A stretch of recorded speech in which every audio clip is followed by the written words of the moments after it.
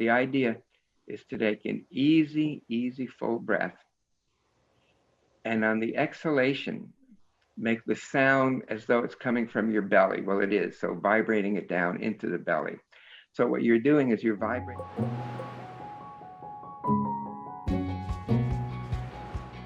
Why do we so often find that people with addiction histories have trauma histories? People with trauma histories usually have some level of addiction.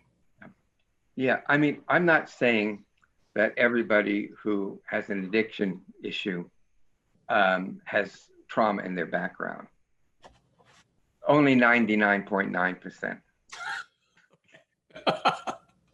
I mean, there are, I mean, to be fair, and to try to be balanced. I mean, there are cultures which are very much drinking cultures. And so as part of the socialization, you do drink, and I think about being in London. I was teaching there last year, and at 5 o'clock sharp, everybody is standing, if it's a nice weather, standing outside a bar, and they're drinking, and they're, so ethyl alcohol, opioids, stimulants, like cocaine and amphetamines, and these have powerful effects on our internal physiological state. And then we have to come back to that for sure. But I think that mostly these addictions are used as a way to try to regulate a dysregulated state, the distress that so many people are in. And look, talk about, now when we have this stressor to the whole, not just the whole communities and cities and states and countries, but the whole world, that people are under extreme stress, and all of their previous coping skills, whether adaptive or maladaptive as they are with addiction, will kind of emerge, will come to the forefront. So as therapists or just as friends of people, that's one thing you want to kind of keep in contact with and see how they're doing, and have them see how you're doing. That can make a very big difference. So, I'm thinking about people who use opioids, that they're really, really good at blocking primal pain, deep emotional pain. When you take one dose of it, one shot of it, and it's like nothing's bothering you anymore. So it's really, and it gives a sense of being settled in oneself. Unfortunately, as is the nature of all addictive substances and behaviors that I know, that that it not only doesn't last, but it really makes things worse. So, for example, to unwind after a day of stressful work at the office, they come home, they have a few drinks, and they feel tired. And they also, because when we're under chronic stress, there's almost certainly there's going to be sleep problems, sleep issues. So then they go to bed and they do fall asleep, but then they wake up when the alcohol is wearing off, and they're more awake than when they started. So it really actually disrupts the sleep cycle. So the person generally needs more and more to try to regulate the sleep. But again, the more and more they take, the more they use, the more and more dysregulated they become. So you were saying before that initially someone with perhaps a trauma background is turning towards some kind of addictive substance or behavior to be able to manage their dysregulation. Correct. And then you're saying, particularly with substances, that there's a tendency over time to actually become more and more dysregulated because of the substance itself.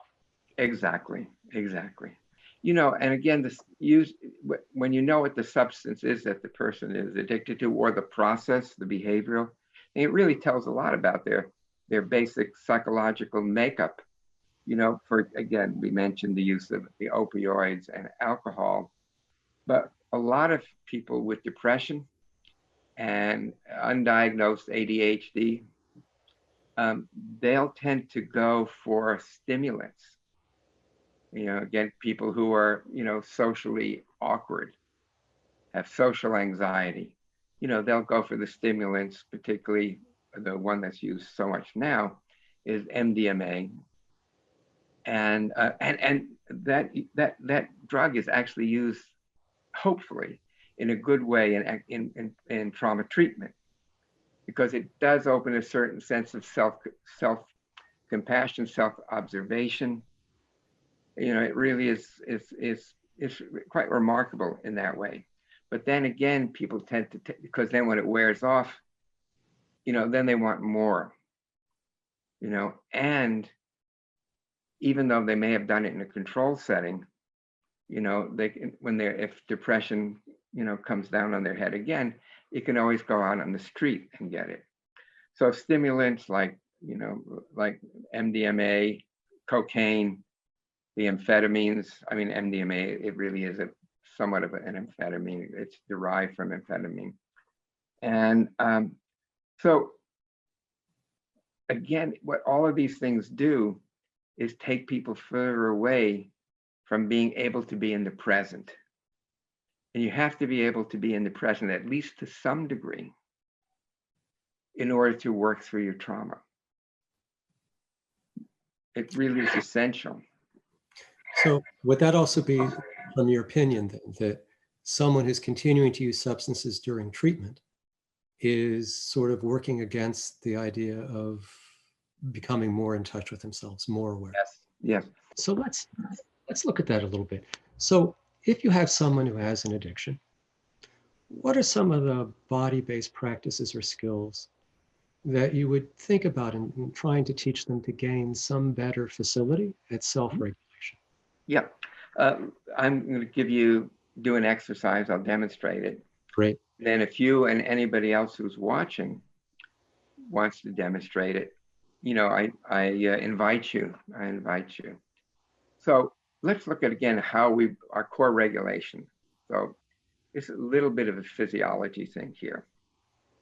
There's a nerve that goes from the back of the brainstem down and wanders around through the whole body, goes below the diaphragm and connects to all of our visceral organs, especially gastrointestinal, also affects lung and heart.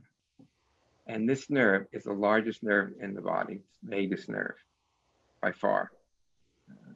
So when we see something that's really distressing, our guts tighten up.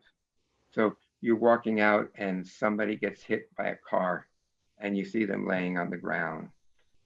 You just see that and instinctively you go, ugh. And that's a visceral sensation that's in the belly, in the gut.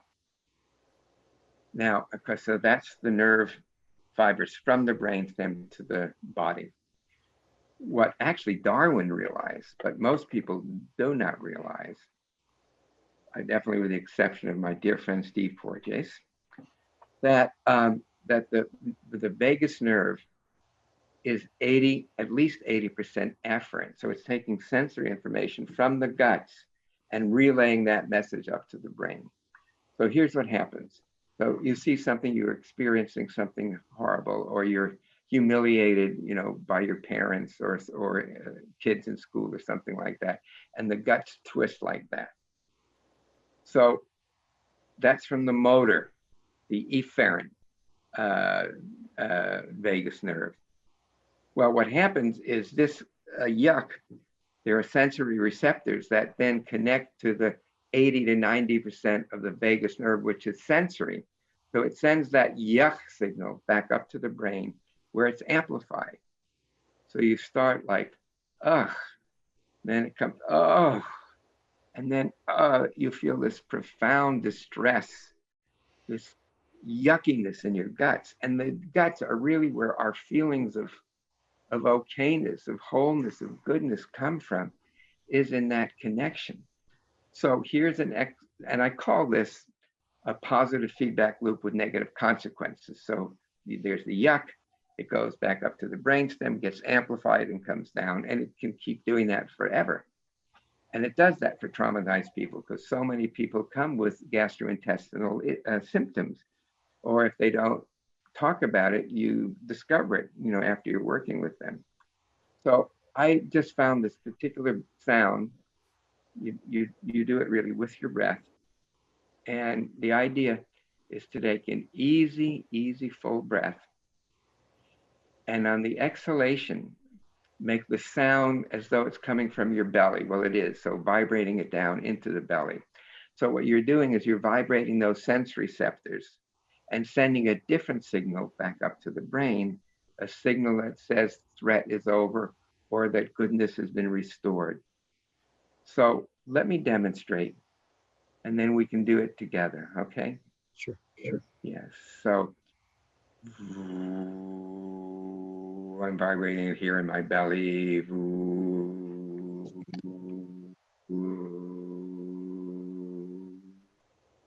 And I just wait for the breath to come in, filling belly and chest.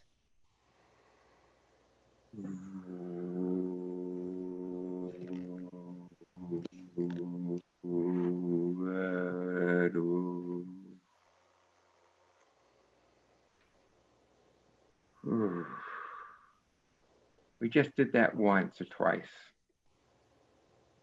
What did you notice, Jeffrey? I've done a lot of chanting, so there's a resonance that's very similar and very wired into my body. It settles very quickly. Yeah. But it's also, it just gets you to do that elongated out breath, and it just really settles me down quick. Yeah, that's right. Yeah, I mean, look, chanting has been used for thousands of years. I fight 10,000 years. I don't know. I wasn't there. So obviously there's something to it, or it wouldn't continue to last around and be practiced in one way or another with almost all spiritual and religious, ceremonies. They all, I mean, if it's the Tibetan sounding or it's in a Christian church, singing the hymns, we're always doing that. That's really important. This one is rather specialized. People often ask me, well, is it the same as Om? And I say, no, really not, because Om is more from up here, from the upper chest and into the throat. This is really specifically directed at those sensory receptors in the gut so that you change that feedback loop, you break that feedback loop that with a negative outcome just with this. And often people will report, people who have had no experience with meditation, and probably not the majority of the sounds true people, but there are, people who have not had any exposure to that. And then when we do it, there's often even a more dramatic response. They say, I don't know what's happened. I just feel so different. Or I feel like I have myself again. And usually I do it 2 or 3 times, to let it deepen. And it can bring up some aspect of traumatic material. That's why I'll start with just one vu breath, check in with the person, and then maybe do it a couple of times because it can. And again, that's what you want. That's not the bad thing. It's a good thing, but you have to know that could arise.